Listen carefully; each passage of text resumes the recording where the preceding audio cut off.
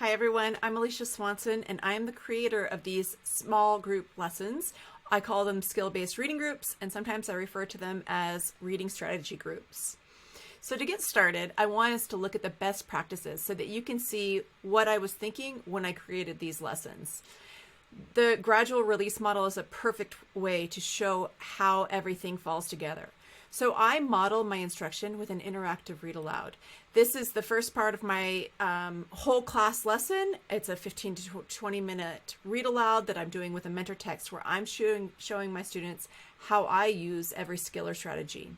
Then I follow up with our skill-based reading groups. This is our shared instruction where we're doing it together. The students are right there with me while I'm guiding them through doing the skill or strategy. And during that skill-based reading group, we're giving guided practice where the students are doing it and I'm observing them. We end our skill-based reading groups with an independent task so that the students are able to practice doing the skill or strategy on their own. So when I look at an independent reading block, I break it up into 60 minutes. The first part, like I said, is my interactive read aloud. This is my whole class lesson. The second part is 25 to 40 minutes, and this is where I'm able to poll my groups. My goal is to get in 2 groups per day, and at the same time, my students are reading independently. Now, that amount of reading independently is entirely dependent on your class. A lot of classes aren't going to be able to have students handle 40 minutes of just reading a text. So we're going to scaffold as needed to be able to have time to pull your groups. I'm going to talk about that in a future video. But for now, we're going to talk about our strategy groups. So I want to point out strategy groups are different from guided reading groups. So with guided reading, you're grouping your students by their reading level. So maybe you're pulling all your students who are level S today. That's not the same with strategy groups. With strategy groups, we are grouping based on skill need. That means we're basing it on who needs which skill.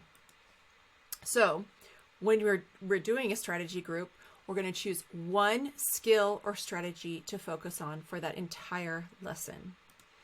And we're going to make that learning goal of that lesson explicitly clear. You will say, I want you to learn how to do this. And by the end of that lesson, your students will absolutely be able to tell you, during this lesson, we were learning how to. It's very clear. So like I said, in guided reading, our students are grouped by ability level.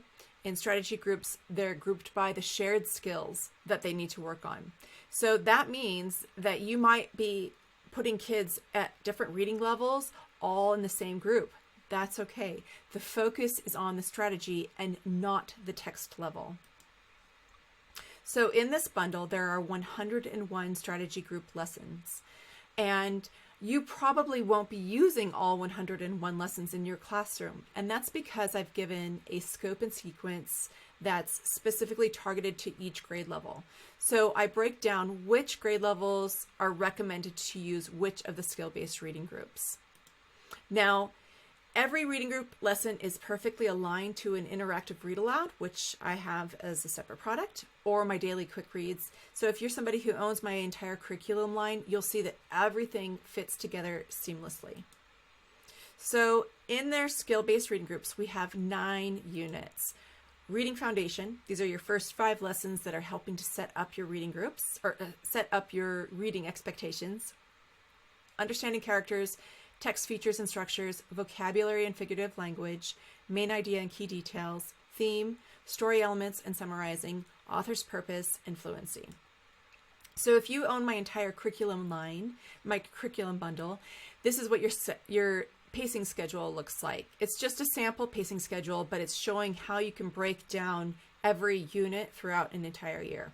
And very flexible. You can use this guide, or you can move around your units and even your lessons as much as you want. Everything is very flexible. So when we're looking at this pacing schedule, here are those 9 units broken down. And then underneath those 9 units, these are the specific lessons that I'm recommending for that grade level for that unit. So for example, this is a 3rd grade pacing schedule. This unit, Understanding Characters, here are the lessons and the lesson numbers that I'm suggesting for that grade level. Now, if you do not have the full curriculum bundle and you only have the reading strategy groups or skill-based reading groups bundle, that's totally fine. This is just what your pacing schedule looks like. It's a little bit different, but it's the same information. So here are your 9 units. This is also for 3rd grade. It's saying the same lessons that I showed you in the prior slide. So we're going to look more closely at a specific lesson. Say you're teaching a lesson on theme, and you are noticing some students who are having trouble with this lesson, which is connecting the topic to the theme. So we're going to go into our theme unit and pull out lesson 3. So to get there, you'll go to your this is when you download your units and you click on the theme folder. We're going to click on the theme unit, and that will open what we're looking for. We're going to scroll to lesson 3, and this lesson is connecting the topic to the theme. Now, like all of the lessons in this entire bundle, I follow the same format. I start with a warm-up, then a full-length passage, and then an independent task. So for this lesson, this is what our warm-up activity looks like. It's a cut and sort of having the students cut out each of these snippets of text, and they're sorting whether it's a topic or a theme. This is just a way to explicitly practice the skill or strategy with your students. Then we're going to follow up with a full-length passage. And this is where we're letting go a little bit on that gradual release model and giving them some more independence. So on your full-length passage, you give your students the prompts here on the left side that show your students exactly what you want them to do. So sometimes, like in this example, the students will be writing something down on a sticky note. On other times, they'll be discussing this with the group. Other times, they're just thinking about something during the passage. And I want to say that the way that this works out really well is by doing what I call whisper reading. So when you have your students pulled into a group, you have 4 to 6 students, and you can have all 4 of your students working on different levels of this text because they are differentiated, and it still works fine. What I would suggest you do is whisper reading, which is having the students read the text in a whisper voice. And as they're reading in this whisper voice, you are up out of your chair, walking around your circle and conferring with the students one-on-one. So you're checking to see if they've written down 1 to 2 words on a sticky note for this prompt right here. And while you're walking around, you're checking in with them and seeing how they're doing on this skill. At the end of the reading group, you're going to release the students with an independent task. And this is practicing that same skill or strategy, but you're having the students practice this in their own text that they've chosen and that they're reading and answering independently. So one thing I want to point out is you have an anchor chart for every lesson included in this bundle. So when you go back to your zip folder and you click on your anchor charts, you'll find them. And I've done the anchor charts so that they're nice and easy for you. You have the option of printing everything as an 8.5 by 11 anchor chart, or you can print each element out that I've increased the size. You can print it out and cut out the pieces to put onto a full-size chart paper. And I've done it that way so that you have flexibility where you can create the anchor charts with your students by writing in whatever you would like to write in, or if you just are pressed on time, you can cut and paste the entire anchor chart and have it at your fingertips. So one question that is a great starting point is figuring out which students need to be in a strategy group.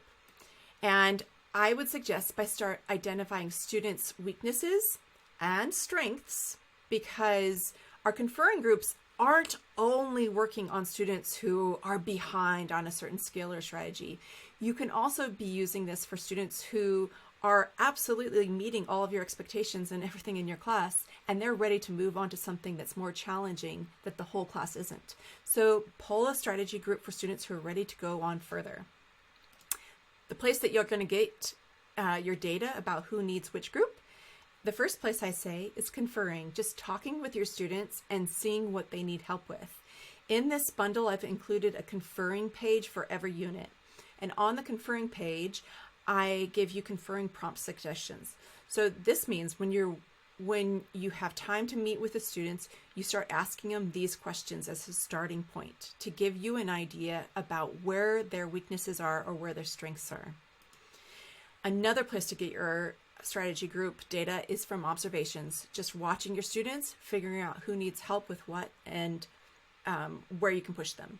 And your third part is with formal assessments. I've created formal assessments that go along with every strategy group lesson and unit. If you have my full curriculum line, you have those assessments. There are pre-assessments and post-assessments. And I think this is a really helpful way to find out which students will benefit from having strategy groups. So once you have your data about who needs which group, you're going to make up your groups based on who needs to work on the skills. This takes you maybe 10 minutes a week, just sketching out where to place your students. One thing to keep in mind is that research has shown us that strategy groups help you focus your most powerful individualized instruction to the students who need it most. So in some ways, it can be more powerful than one-on-one conferring. And that's because we have a formal lesson with a formal goal that we're trying to teach the students. And we will do that through this guided practice with the passage. So this is going to give you your most powerful part of your reading instruction. So just some information about what makes your strategy group lesson effective. Well, the first thing is you absolutely need to know where your students are via your assessments. Like I said, that's conferring, observations, or formal assessments. Another thing is every small group lesson needs to have a very specific and very clear learning goal. One learning goal, not multiple. And you're going to make that learning goal explicitly clear. Another thing to keep in mind is that your most effective reading groups are going to have a lot of student reading and not so much teacher talking. You'll quiet yourself down while your students are actually reading or reflecting on what they're reading. Another thing to keep in mind is that you want your students to have a good plan about what they're doing next. And that's a two-parter.